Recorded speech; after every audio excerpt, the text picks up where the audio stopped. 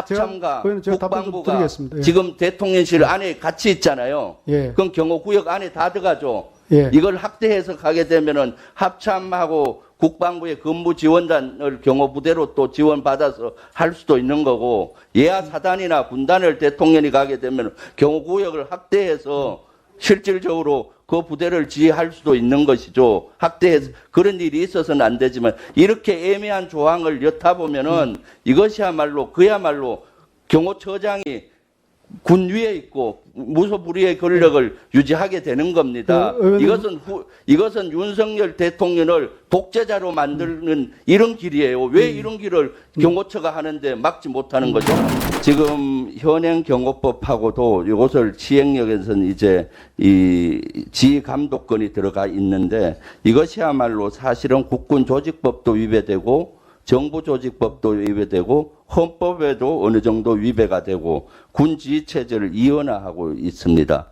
1980년 이후에 이 개정안이 이러한 내용이 없이도 50년 동안 경호작전에 문제가 있었나요? 그 경호작전의 문제를 지금 논하는 게 아니고 이런 법적 문구가 근거를 들어가 있는 적이 있었나요? 네, 의원님 제가 설명 좀 드리면은 법적 근거를 마련한 것인데, 아까 의원님께서 경호법에 협조관계가 명시되어 있다고 말씀하셨는데 거기에 대한 해석은 저희들은 조금 달리 보고 있습니다. 무슨 말씀이냐면은 그것은 어떤 인원을 파견하고 한다든지 선정을 한다든지 이런 과정에서 어떤 행정적인 협조를 저희들은 하는 것으로 이해를 하고 있고, 협조라는 단어로 충분히 50년까지 해온 거예요. 이 의미는 실제 어떤 의미로 비춰지는가 하면은 북한에 보면은 김정은 위원장을 호위하는 호위사령부 있죠. 예. 그와 같이 비춰질 수도 있고, 후진국이나 독재국가에서 하는 근위대와 같은 역할을 할 수 있는 걸로 비춰질 수가 있어요.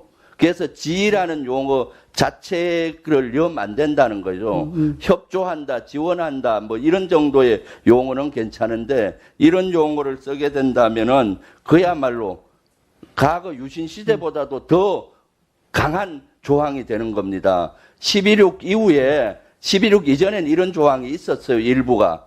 이거보다도 완화된 조항이. 그런데 이후에 개정이 됐잖아요. 그리고 그 이후에 어떤 정권에서도 이런 단어를 안 썼고, 지금 대통령 경호처가 정신이 있는지 없는지 모르겠어요. 경호처장이 해병대 사령관 공간을 뺐더니 이제는 병력까지 뺏어서 지휘하고 무소불위의 권력을 유지하려고 하는데, 도대체 국방부 장관님은 군을 대표해서 왜 반대 목소리를 정확히 못 내는 겁니까? 의원님, 제가 이제 국방부 장관은 군을 대표해서 정확한 의견을 내려고 노력하고 있고, 그다음에 의원님 말씀하신 것 중에서 지휘라는 의미에 대해서 유의해야 된다 점은 저희들도 같은 생각을 가지고 있습니다. 그러나 지금처럼 합참과 제가 답변 좀 국방부가 드리겠습니다. 예. 지금 대통령실 안에 같이 있잖아요. 예. 그럼 경호구역 안에 다 들어가죠. 예. 이걸 확대해서 가게 되면은 합참하고 국방부의 근무 지원단을 경호부대로 또 지원받아서 할 수도 있는 거고, 예하 사단이나 군단을 대통령이 가게 되면 경호구역을 확대해서 실질적으로 그 부대를 지휘할 수도 있는 것이죠. 확대해서 그런 일이 있어서는 안 되지만, 이렇게 애매한 조항을 엿다 보면은 이것이야말로 그야말로 경호처장이 군 위에 있고 무소불위의 권력을 유지하게 되는 겁니다. 이것은 윤석열 대통령을 독재자로 만드는 이런 길이에요. 왜 이런 길을 경호처가 하는데 막지 못하는 거죠?